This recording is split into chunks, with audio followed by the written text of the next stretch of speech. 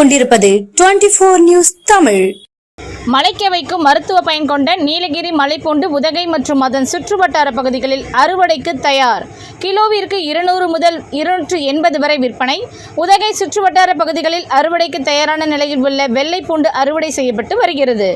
நீலகிரி மாவட்டத்தில் தேயிலை சாகுபடிக்கு அடுத்தபடியாக மலை காய்கறி விவசாயம் பிரதானமாக உள்ளது.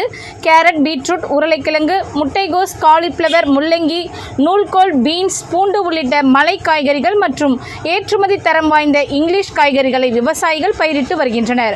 குறிப்பாக நீலகிரியில் விளையும் வெள்ளை பூண்டு அதிக ருசி, காரத்தன்மை கொண்டதாகவும் மருத்துவ குணம் உடையதாக உள்ளது.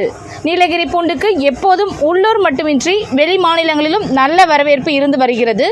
இதனால் மாவட்டத்தின் ஊட்டி மற்றும் வட்டார பகுதிகளில் பாலாடா, கொல்லிமலை, கெத்தி மற்றும் கோத்தகிரி சுற்றுவட்டார பகுதிகளான கட்டப்பேட்டி, பனகட்டி, பில்லிக்கொம்பை, கற்குச்சி உள்ளிட்ட பகுதிகளிலும் பூண்டு அதிக அளவில் விவசாயிகள் பயிரிடப்பட்டு வருகின்றனர். தொடர் மழை பெய்ததால் குறைந்த அளவிலான வெள்ளை பூண்டுகள் பயிரிடப்பட்டது. தற்போது அறுவடைக்கு தயாரான வெள்ளை பூண்டுகளை விவசாய நிலங்களில் தரம் பிரித்து சந்தைக்கு அனுப்பும் பணியில் விவசாயிகள் ஈடுபட்டு வருகின்றனர். தற்போது விவசாயிகள் விளைந்த வெள்ளை பூண்டை அறுவடை செய்து வாகனங்களில் உதகை மற்றும் மேட்டுப்பாளையம் காய்கறி சந்தைகளுக்கு விற்பனைக்காக கொண்டு செல்கின்றனர்.